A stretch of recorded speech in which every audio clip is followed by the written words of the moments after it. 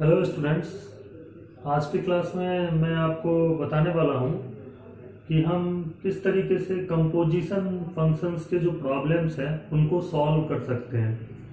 तो इसके लिए कुछ क्वेश्चंस मैंने यहाँ पे लिए हैं, उनको सॉल्व करते हैं। तो स्टार्ट करते हैं सॉल्व करना। एक जो बेसिक प्रॉब्लम है उसको, जैसे यहाँ पे देखिए क्या है problem. f is from r-7/5 to r-3/5 and fx is given, that is 3x plus 4 divided by 5x minus 7, and g is another function and that is from r minus 3/5 to r minus 7/5, and gx is given as 7x plus 4 upon 5x minus 3.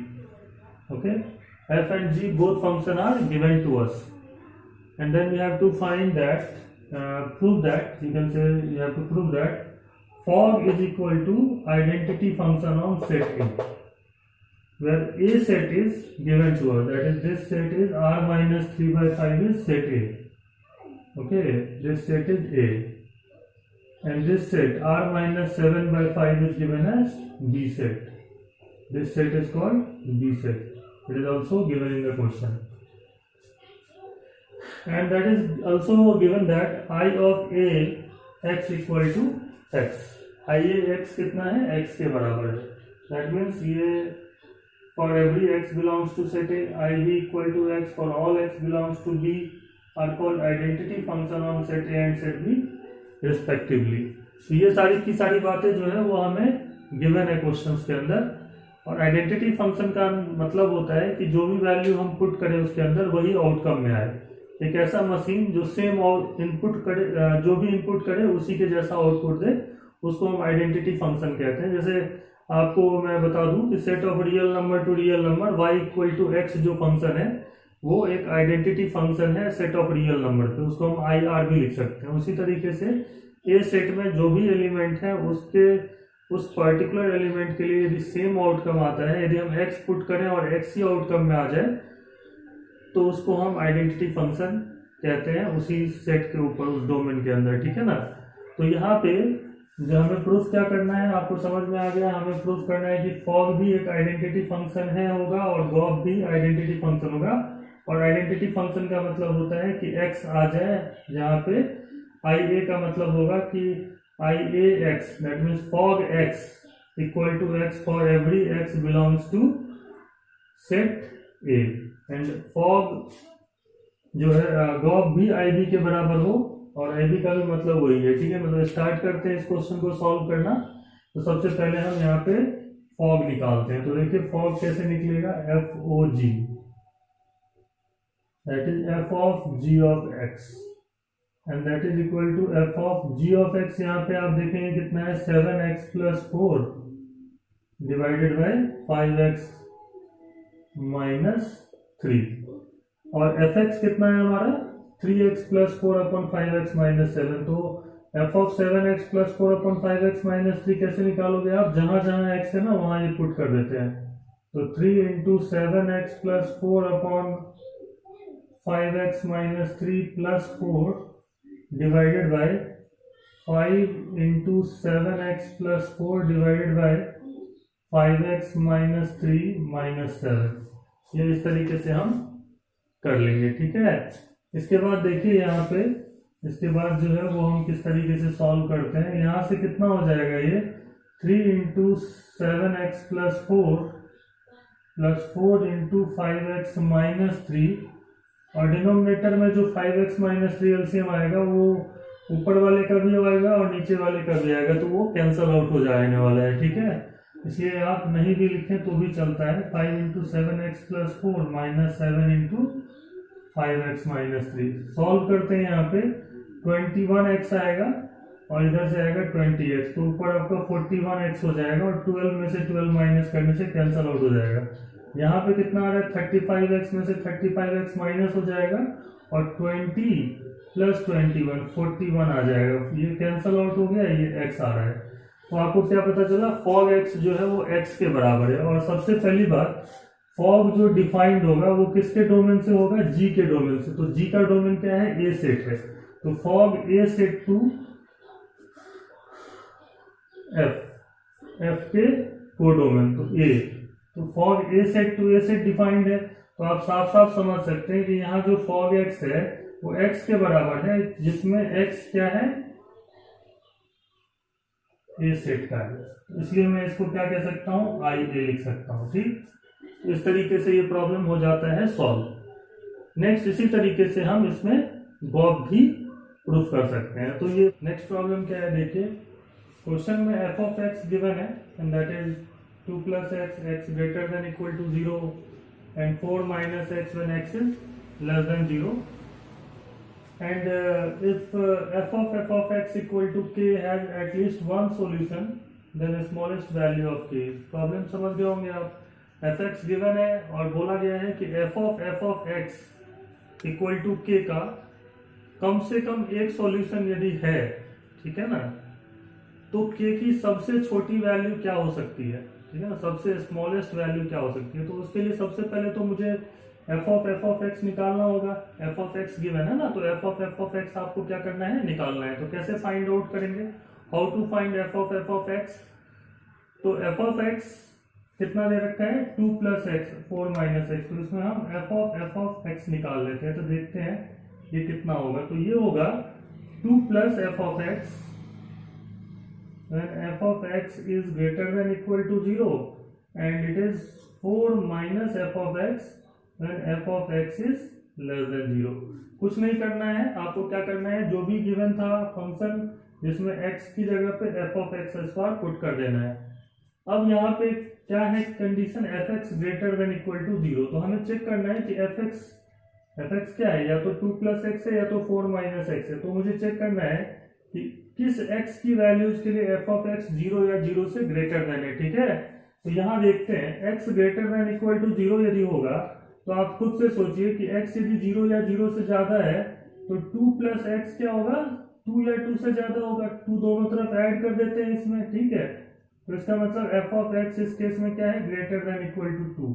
तो fx greater than equal to 2 है, मतलब वो तो यही वाला case हुआ ना, fx greater than equal to 0 कह सकते हैं, सेटिस्फाइड हो रहा है यहाँ पे। तो हम इस केस के अंदर यहाँ पे इस वाले केस में क्या करते हैं, 2 plus f of x की जगह मैं 2 plus x पुट कर सकता हूँ, क्योंकि इस वाले केस में f of x greater than equal to 2 आया है and that means we can say that fx greater than equal to 0, तो सेटिस्फाई हो रहा है यहाँ पे।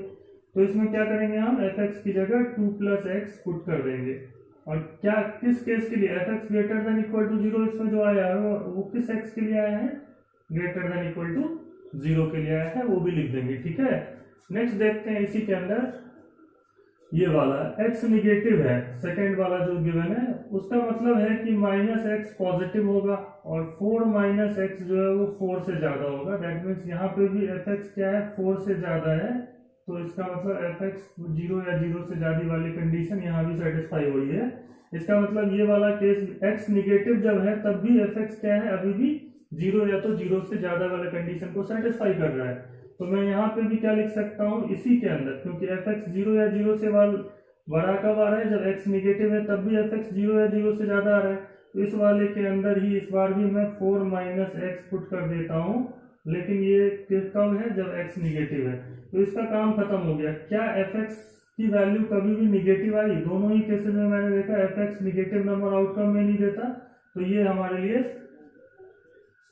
ये जो है वो fx निगेटिव हो ही नहीं रहा है, कोई भी ऐसा x का वैल्यू नहीं है, तो मतलब ये तो हमें fx की वैल्यू मिली ही नहीं निगेटिव वाली, ठीक। तो ये वाला केस वैसे ही हम छोड़ देंगे, रहने देंगे, ठीक है। अब आप देखिए यहाँ पे इसका मतलब ये हो गया कि f of x जो है वो किसके बराबर हो गया, 2 plus x that is 4 plus x लिख सकते हैं इसको आप, है ना, और 2 plus 4 minus x इसको हम लिख सकते हैं 6 minus x। तो ये हमारा f of x निकल गया, ठीक है। अब हमसे पूछा गया है कि इस इक्वेशन के f of x equal to k के कम से कम एक सॉल्यूशन होंगे तो k की स्मॉलेस्ट वैल्यू क्या होगी। इस तरीके के प्रॉब्लम को सॉल्व करने के लिए ग्राफ को यूज करना चाहिए। तो इसका ग्राफ बनाता हूं मैं, एक बार देखते हैं ग्राफ कैसा होगा। तो इसका ग्राफ बनाने के लिए x एक्सिस लीजिए, y एक्सिस लीजिए, ग्राफिकल सॉल्यूशन करते हैं। जब भी इस तरीके का कोई इक्वेशन आ जाए ना तो ग्राफिकली जाइए। तो f of x का ग्राफ कैसे बनाएंगे, 0x जब 0 या 0 से ज्यादा हो तो 4 प्लस एक्स का ग्राफ बनाना है। 4 प्लस एक्स का ग्राफ कैसे बनाएंगे, x y equal to x line ये होता है, उसको 4 ऊपर कर देंगे तो 4 प्लस एक्स बन जाता है। ट्रांसफॉर्मेशन कहते हैं इसको ग्राफ का। तो डायरेक्टली ये जो लाइन है वो 4 प्लस एक्स का ग्राफ है, मतलब y equal to 4 plus x line है ये, है ना। और दूसरा तो ये 0 या 0 से ज्यादा वाले पे x लेस देन 0 है, तब क्या होगा 6 माइनस एक्स। तो minus x line negative slope, मतलब इधर माइनस एक्स का और इसको 6 ऊपर कर देना है, लेकिन 0 से पहले। तो 6 माइनस एक्स का ग्राफ कैसा बनेगा, इस तरीके से। तो ये है y equal to 6 minus x. तो इस तरीके से ये जो पूरा ग्राफ है, यदि मैं इसको y कह दूं तब समझिए कि y लिख सकते हैं ना। तो इसका मतलब क्या हुआ कि f ऑफ x का ग्राफ ऐसा रहने वाला है।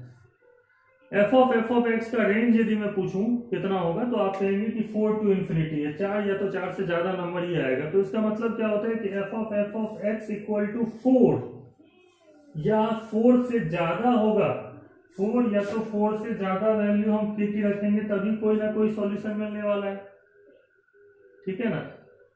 f of x equal to 3 रख देते हैं, तो f ऑफ x तो 3 हुआ ही नहीं ना कभी, समझ रहे बात। तो k की सबसे स्मॉलेस्ट वैल्यू क्या है जिसके लिए f of x equal to k की सॉल्यूशन हमें मिलने वाली है, दैट इज 4। k की वैल्यू कितनी होनी चाहिए, 4 होनी चाहिए, सबसे स्मॉलेस्ट वैल्यू 4 होनी चाहिए, ओके।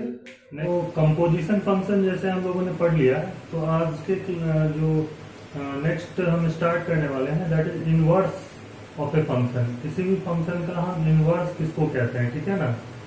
तो इसको भी एक एग्जांपल से समझते हैं। जैसे मान लीजिए एक फंक्शन है f क्या है, एक फंक्शन है 1 2 3 और इसमें एलिमेंट है a b c। 1 a से कनेक्टेड है, 2 b से कनेक्टेड है, 3 c से कनेक्टेड है। क्लियर। f क्या है, a to b set defined है। एंड एक फंक्शन दूसरा मैं यहाँ पे बना रहा हूँ g फंक्शन, जो कि क्या है बी सेट से लेके ए सेट तक डिफाइंड है, और ए बी सी 1 2 3 इस तरीके से। आप यहाँ पे ध्यान से देख रहे होंगे तो आपको एक बात समझ में आ रही होगी कि यहाँ पे मैंने 1 से ए कनेक्ट किया है और यहाँ पे ए से 1 कनेक्ट किया है, ठीक है ना। यहाँ पे 2 से बी कनेक्ट किया है, यहाँ बी से जस्ट एक तरीके से इनवर्स किया है, मतलब समझ गए बात। इनवर्स मतलब उल्टा। एक तरीके से हम इसमें 1 पुट कर रहे थे तो हमें a आउटकम मिल रहा था। g वाला फंक्शन में a इनपुट कर रहे हैं तो 1 आ रहा है, और सिमिलरली सभी एलिमेंट के लिए उसी तरीके से आपको दिख रहा होगा। तो यहाँ पे यदि मैं पूछूं, यदि मैं इन दोनों का कंपोजिशन बनाता हूँ, फॉग एंड गॉग दोनों बनाते हैं, तो फॉग यदि बनाते हैं, ठीक है ना, f of g of x बनाते हैं, f of g of x। तो ये जो आएगा वो कितना आएगा, देखिए यहाँ पे पहले तो f of g of x की बात कर रहे हैं, तो g के अंदर का जो एलिमेंट है ना वो पहले पुट होगा, a पुट होगा, क्योंकि g अंदर में पहले जो होता है ना फंक्शन उसका काम होता है। तो f of g of x में a इनपुट होगा, 1 आएगा, है ना, और 1 किस में जाएगा, f में फिर, और 1 से फिर से आएगा, तो ये क्या आ गया, a कॉमा a। सिमिलरली देखेंगे आप b टू 2b, तो b कॉमा b सिमिलर है, इसलिए जल्दी जल्दी लिख देता हूँ c कॉमा c। तो ये जो फॉग एक्स फंक्शन है वो एक तरीके से आइडेंटिटी फंक्शन है, जो इनपुट हो रहा है वही आउटकम में आ रहा है। तो इसको मैं कह सकता हूँ दिस इज इक्वल टू, ये जो फंक्शन हमारा जो बन रहा है सी कॉमा सी यहाँ पे है ना। तो ये जो फंक्शन बन रहा है ना फॉग एक्स, वो एक तरीके से आइडेंटिटी फंक्शन है किस पे, सेट बी पे।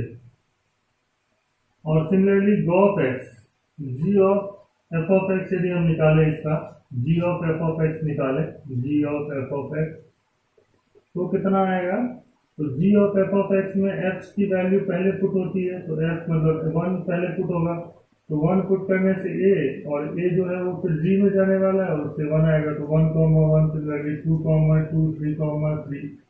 तो ये जो सेट है वो आई ए कहलाएगा, आइडेंटिटी फंक्शन ऑफ सेट ए कहलाएगा।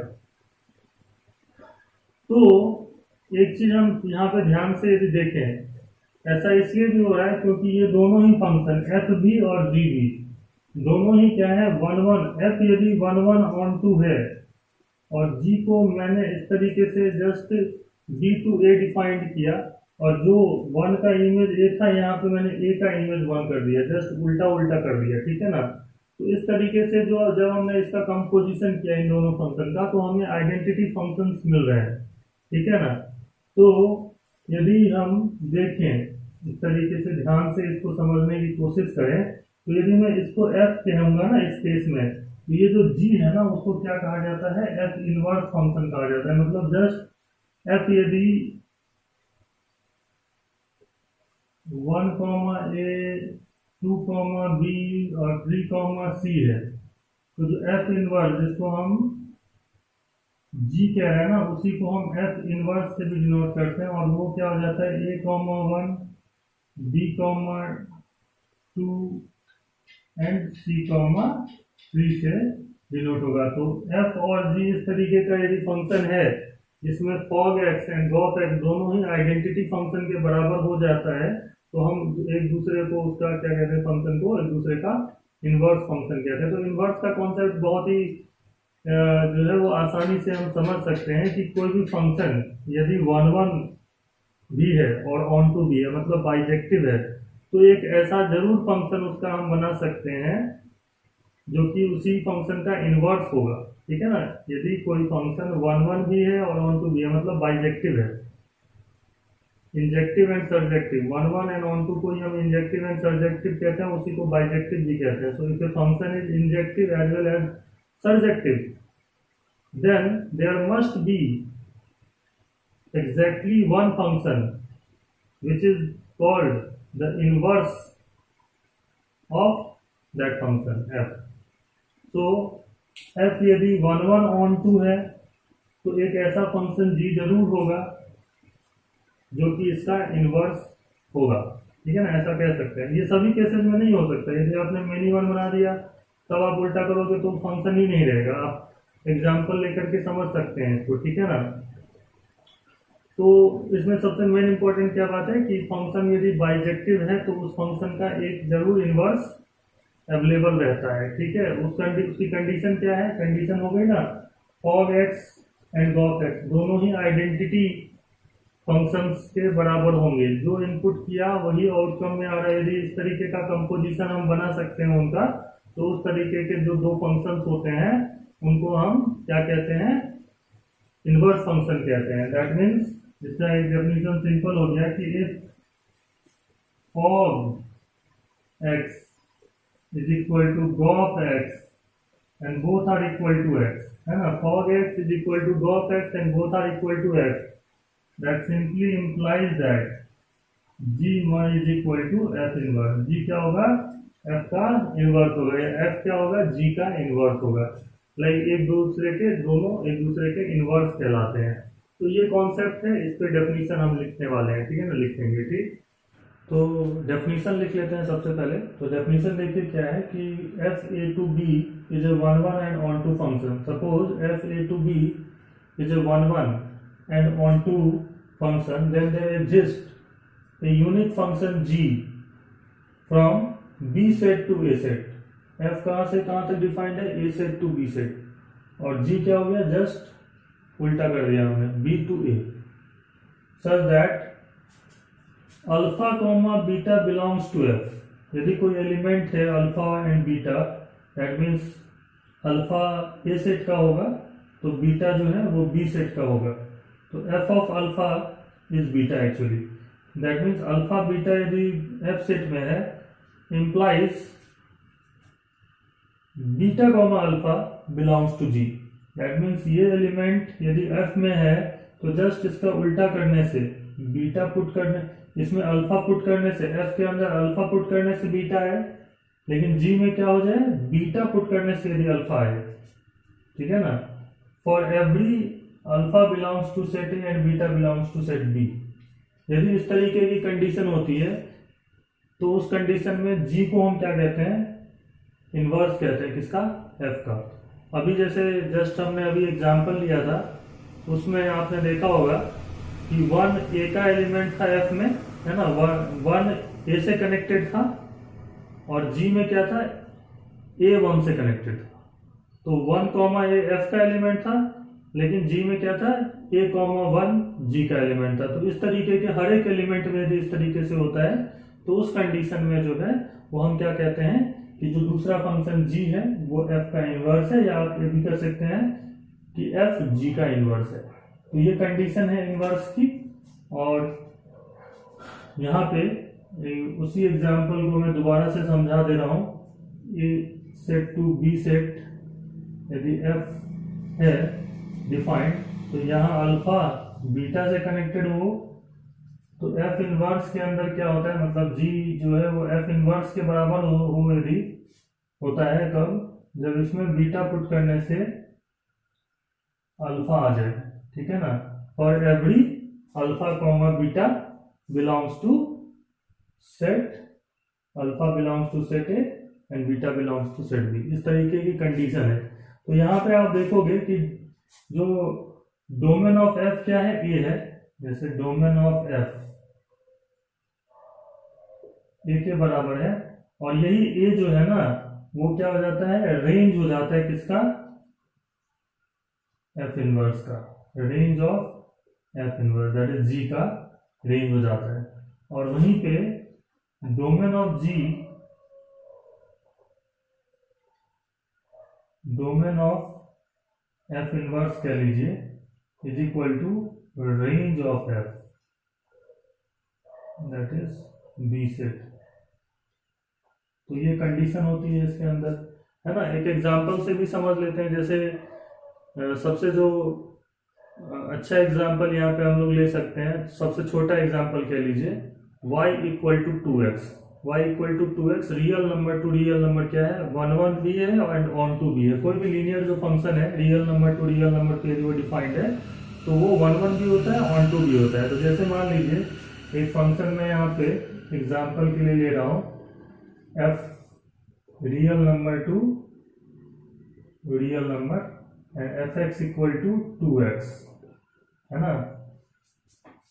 दैट मींस इसके अंदर जो भी नंबर हम पुट करेंगे उसका क्या कर देगा, ये 2 टाइम्स कर देगा। 1 पुट करोगे तो आउटकम कितना आएगा, 2 आएगा।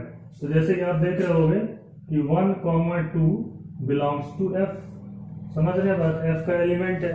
वहीं पे एक दूसरा g जो है वो मैं डिफाइन कर लेता हूँ, वो भी real number to real number define करता हूँ। जस्ट इसका उल्टा ही होता है ना, तो a टू b रहता है तो b टू a होगा, यहाँ तो रियल टू रियल है तो रियल ही रहेगा, है ना। और इसको ऐसे डिफाइन कर लेता हूँ, g of x equal to x by 2, ये फंक्शन मैंने डिफाइन कर लिया।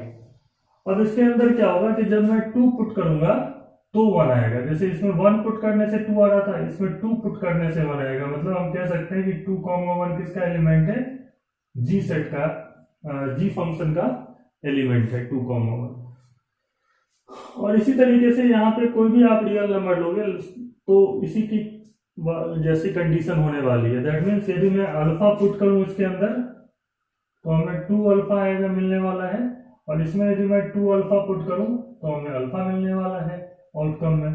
For every alpha belongs to real number, ठीक है ना। कोई भी अल्फा यदि हम पुट करें तो इस तरीके की कंडीशन होने वाली है। तो ये जो फंक्शन है 2x एंड x बाई 2, ये दोनों फंक्शन क्या है, एक दूसरे के इनवर्स कहलाते हैं। तो यही तरीका है इनवर्स फाइंड आउट करने का तरीका अभी बताऊंगा, बट यही कंडीशन होनी चाहिए इनवर्स फंक्शन में। दूसरी जो डेफिनेशन हम लोग यहाँ पे दूसरे तरीके से लिख सकते हैं वो ये भी लिख सकते हैं। एक तो ये डेफिनेशन है ही, दूसरा क्या लिख सकते हैं हम लोग, f a to b यदि 1 1 फंक्शन है, 1 1 एंड ऑन टू है, दैट मींस बाइजेक्टिव है, then there exist a unique function g b to a such that f of g, f o g equal to g o f is equal to x, then g is called f inverse। ये भी दूसरी definition हो गई। That means f of g x किसके बराबर होना चाहिए, g कहां से कहां तक डिफाइंड है, b set to a set defined है, तो IB identity function on b set होना चाहिए, और जो gof g of f of x है वो identity function on set a होना चाहिए। मतलब दोनों ही x के बराबर होने चाहिए। आइडेंटिटी फंक्शन का मतलब आपको पता है, जो पुट करे वही आए। मतलब fog x and gof x दोनों ही यदि x के बराबर हो जाता हो for every x belonging to their domain, तो हम कह सकते हैं कि g क्या है, f का इनवर्स है। क्लियर। तो यहाँ पे हम लोग अब सीखने वाले हैं कि हम इनवर्स कैसे फाइंड आउट कर सकते हैं। कुछ पॉइंट्स नोट कर लेते हैं जो इम्पोर्टेंट पॉइंट्स हैं इनवर्स फंक्शंस के अंदर। तो सबसे पहला जो नोट करके आप लिख लीजिए यहाँ पे कि only one and on to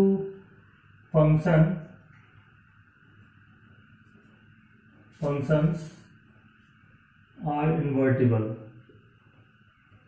invertible function भी इसलिए बोला जाता है इसको, वन ऑन टू फंक्शन को हम इन्वर्टिबल भी कहते हैं इसलिए। तो इसका मतलब है कि यदि कोई फंक्शन वन भी है और ऑन टू भी है तो उसका हम इनवर्स निकाल सकते हैं, ठीक है ना। इसका मतलब है ये चीज, ठीक है। तो ये सबसे पहले इंपॉर्टेंट पॉइंट है। दूसरी बात यहाँ पे है steps to find inverse, inverse कैसे निकालते हैं, ठीक है ना। तो देखिए सबसे पहला काम क्या करना है, पहला स्टेप तो ये है, स्टेप 1 कि आपको लेट कर लेना है y, fx जो गिवन होगा ना उसको y लेट कर लेंगे, ये स्टेप 1 है। स्टेप 2 में हमें क्या करना है कि express x in terms of y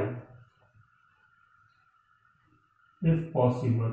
यदि पॉसिबल हो तो हम कोशिश करेंगे कि x को y के टर्म में लिख लें, दैट मीन्स x को g ऑफ y लिख लेना है, ठीक है ना, लाइक फंक्शन ऑफ y। पहले तो हमें y x के टर्म में गिवन होता है फंक्शन में, लेकिन हम क्या करेंगे x को y के टर्म्स में लिख लेंगे। एंड स्टेप 3 है हमारा फॉर फाइंडिंग f इनवर्स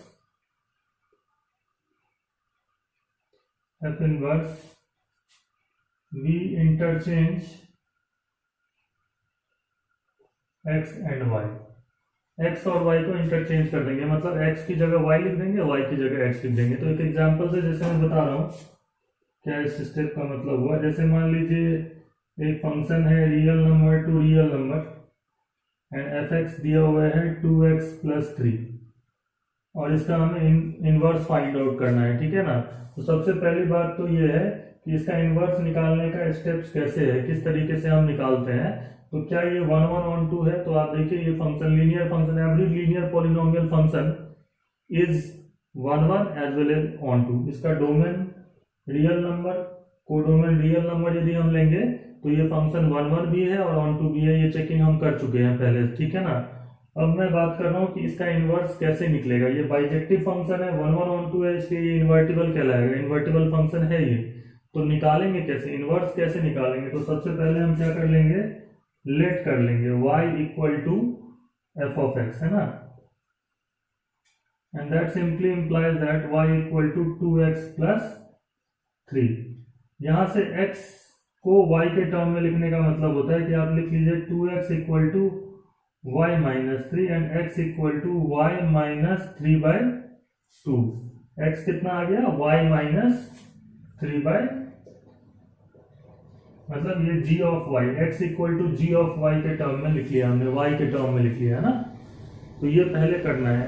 उसके बाद क्या करेंगे, ये x को हम y लिख देंगे, x को और y में इंटरचेंज कर देना है। तो यहाँ x y लिख देना है और यहाँ जहाँ x है वहां पे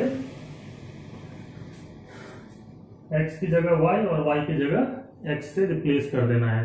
तो ये जो फंक्शन, नया फंक्शन एक क्रिएट हुआ है, एक तो हमारे पास था y fx = 2x + 3, ये जो है ना इसको हम gx कहेंगे, ठीक है ना, g of x, that is x - 3/2, या आप इसको f इनवर्स भी कह सकते हैं। इसी को हम कहते हैं, इस फंक्शन का क्या कहलाएगा, ये इनवर्स कहलाएगा। तो इनवर्स निकालने का तरीका यही है, और किसी भी बड़े से बड़े प्रॉब्लम के अंदर हम इनवर्स इसी तरीके से निकालते हैं, यही स्टेप्स हैं, ठीक है। कुछ प्रॉपर्टीज भी डिस्कस कर ही लेते हैं, फिर और भी जो इनवर्स की जो प्रॉपर्टीज हैं उनको डिस्कस कर लेते हैं। प्रॉपर्टीज डिस्कस कर लेते हैं, properties of inverse function, properties of inverse functions.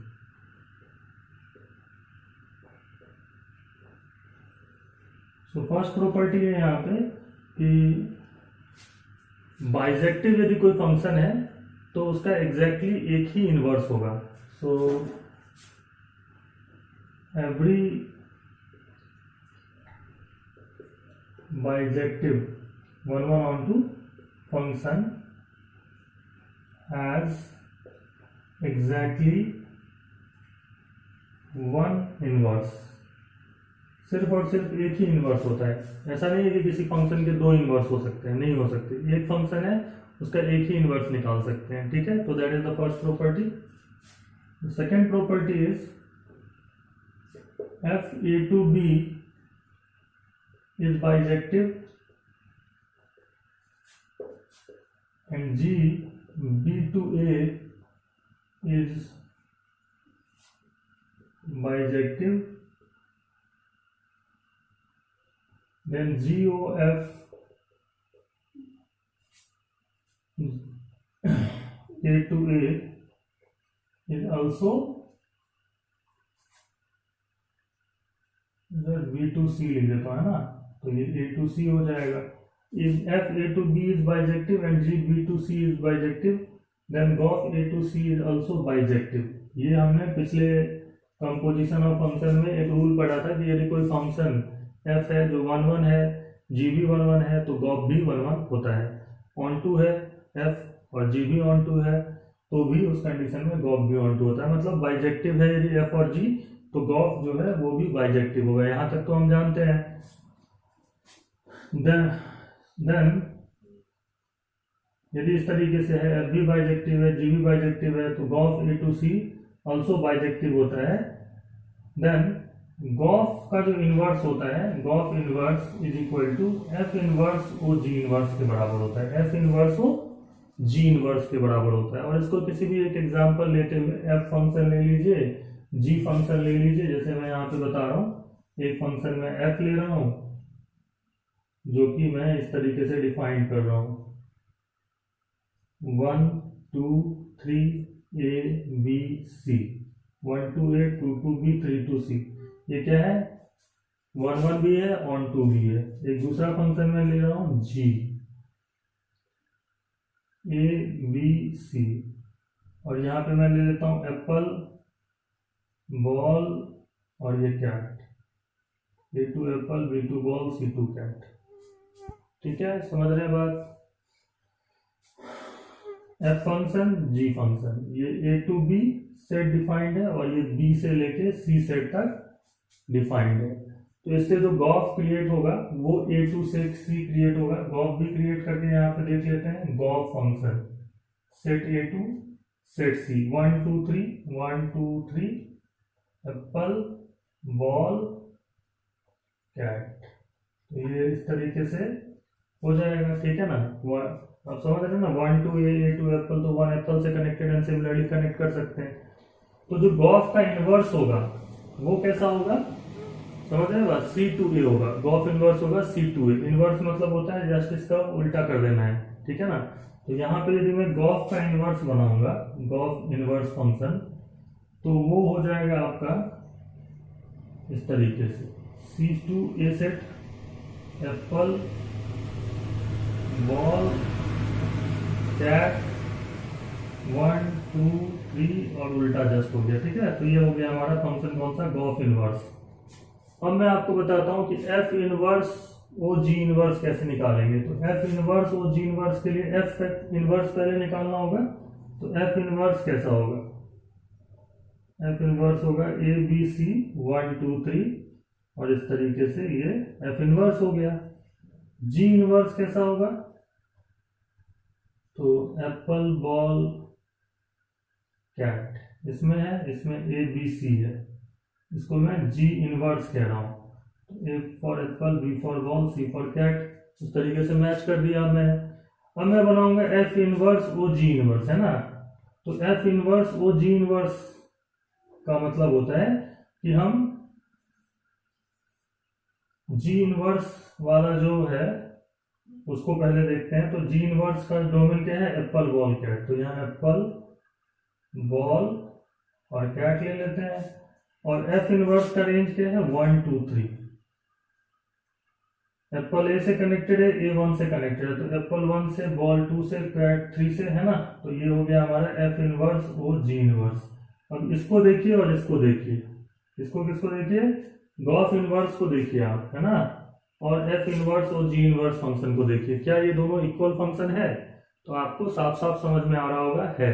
तो इस तरीके का एक छोटा सा एग्जांपल लेकर के हम इसको डायरेक्टली जो है एफ और जी मैंने बता दिया है, बाकी आप खुद से भी सोच समझ के गॉफ का बना सकते हैं, फिर गॉफ का इनवर्स क्रिएट कर सकते हैं, एफ इनवर्स क्रिएट कर सकते हैं, जी इनवर्स, और फिर एफ इनवर्स और जी इनवर्स जब बनाएंगे तो आप देखेंगे कि गॉफ इनवर्स जो है वो एफ इनवर्स और जी इनवर्स के बराबर है। नेक्स्ट प्रॉपर्टी देखते हैं। थर्ड जो प्रॉपर्टी है, तीसरी जो प्रॉपर्टी है, f a to b defined है और 1 1 ऑन 2 है, और एफ इनवर्स जो फंक्शन जिसको हम जी लिख रहे थे, और मैं थोड़ा आसानी करने के लिए एफ इनवर्स लिख देता हूँ। दैट मीन्स ये जी फंक्शन जो कि एफ का इनवर्स है वो बी सेट टू ए से डिफाइंड है। दोनों ही 1 1 भी होते हैं, ऑन 2 भी होते हैं, ठीक है ना। दोनों ही फंक्शन एफ भी 1 1 ऑन 2 होता है और एफ इनवर्स जो होगा उसका वो भी 1 1 ऑन 2 ही होगा।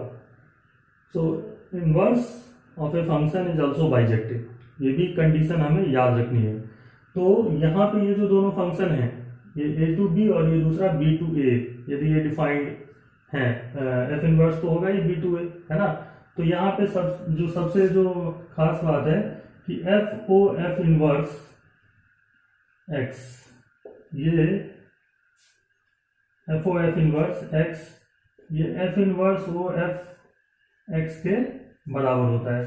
दैट मीन्स वही gof x equal to fog x, जैसे लिख रहे थे हम लोग एफ ओ जी, इसको जी समझ रहे थे, तो fog x equal to gof x के बराबर होता है, ठीक है ना। तो इसको आप याद रखिए, f o f inverse x या f inverse o f of x x के ही बराबर होता है, मतलब f o f inverse is equal to x.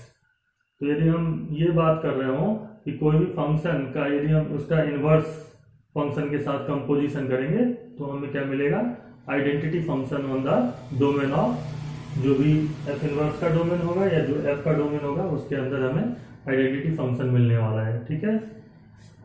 चौथी प्रॉपर्टी ये है कि यदि हम कोई फंक्शन है जिसका इनवर्स एफ इनवर्स है तो उसको दोबारा से इनवर्स करेंगे तो हमें दोबारा से वो फंक्शन मिल जाने वाला है, ठीक है। तो इसको भी एक बहुत इजीली एक एग्जांपल से देख सकते हैं। एफ फंक्शन है, A set to B set defined है, 1 2 3 है, ए बी सी है मान लीजिए, है ना। सबसे छोटा एग्जांपल समझने के लिए तो एफ इनवर्स निकालते हैं इसका। तो एफ इनवर्स क्या होता है, ए बी सी 2 1 2 3 होगा ये। अब दोबारा से एफ इनवर्स का मतलब क्या हुआ कि अब जब ये फंक्शन बनेगा ना तो दोबारा से ये क्या हो जाएगा, 1 2 3 इधर आ जाएगा, ए बी सी क्या हो गया, इधर हो गया, ठीक है। ये a set to B set था, ये b set to A set होगा। तो अब इसका इनवर्स निकाल रहे हैं तो वो क्या हो जाएगा, फिर से ए सेट टू बी सेट होगा, और इस बार ए 1 का है तो 1 ए का, 2 बी का, 3 सी का। तो ये जो फंक्शन है वो एफ इनवर्स कहलाएगा ना, लेकिन ये है किसके बराबर, एफ के ही बराबर है, देख रहे होंगे आप। तो इस तरीके से हम ये सारी प्रॉपर्टी डिस्कस कर लेते हैं। फिफ्थ प्रॉपर्टी कर लेते हैं। तो पांचवी जो प्रॉपर्टी ये है कि जो f a to b and f inverse b to a are having the graphs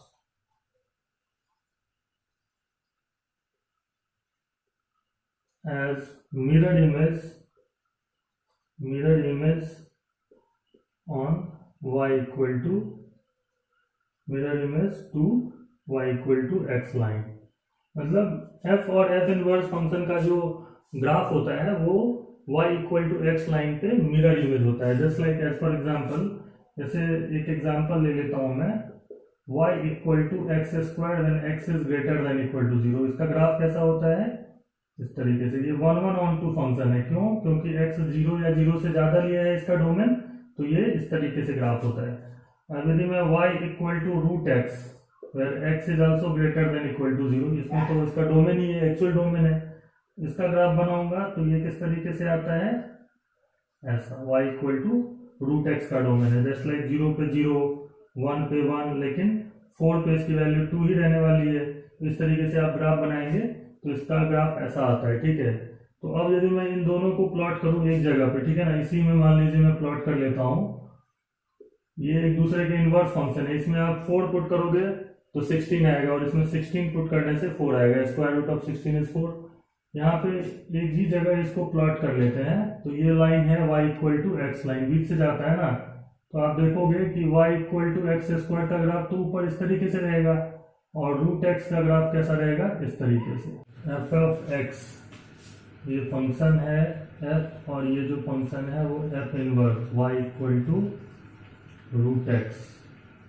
ये दोनों ही function y equal to x line पे क्या है, मिरर इमेज है। इस तरीके का कोई भी यदि आप देखोगे ना, जो इनवर्स फंक्शन है वो मिरर इमेज होता है y equal to x line पे। जैसे इसका मतलब है कि जैसे मान लीजिए ये y equal to x line है, तो अल्फा कॉमा बीटा यदि f पे होगा, है ना, f का मान लीजिए ग्राफ है, तो f इनवर्स जो होगा वो बीटा कॉमा अल्फा से पास हो रहा होगा। अल्फा कॉमा बीटा f में होगा तो बीटा कॉमा अल्फा कहाँ होगा, f इनवर्स पे होगा, ठीक है ना।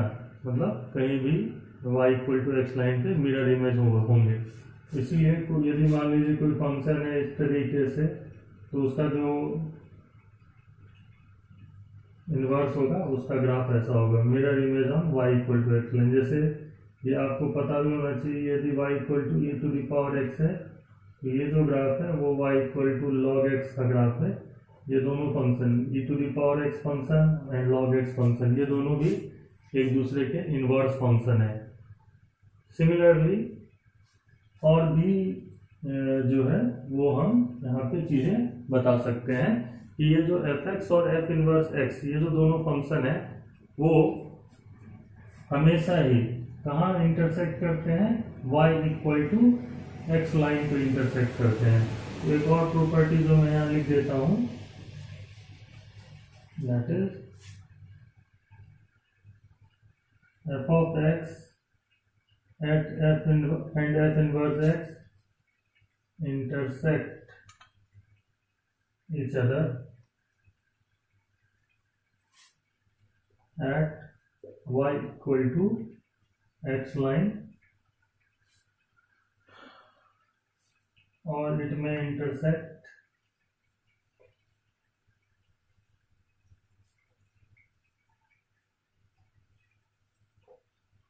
otherwise also। इसका मतलब होता है कि कोई भी फंक्शन जो इनवर्स फंक्शन है एक दूसरे के, वो हमेशा y equal to x line पे इंटरसेक्ट करते हैं एक दूसरे को, या तो किसी दूसरे जगह पे भी इंटरसेक्ट कर सकते हैं, but in the most of the cases you can see that y equal to x line पे इंटरसेक्ट करते हैं, या तो नहीं करते हैं, ठीक है ना। या तो नहीं करते हैं या तो y equal to x line पे इंटरसेक्ट करते हैं। इसीलिए यहाँ से एक और प्रॉपर्टी जो बहुत ही इंपॉर्टेंट हमें समझ में आती है और जो कि हम डायरेक्टली लिख सकते हैं, that is if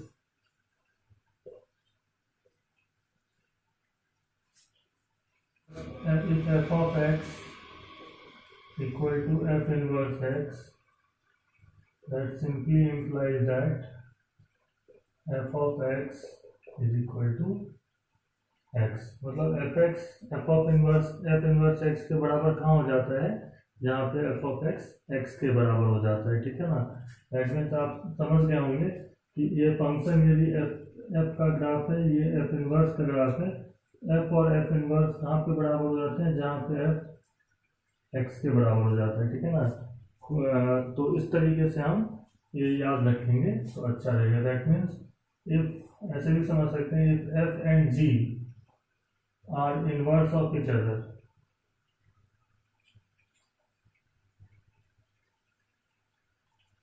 then fx equal to gx implies that fx equal to x। तो आज के क्लास में इतना ही। नेक्स्ट क्लास में इनवर्स फंक्शंस पे क्वेश्चंस करेंगे।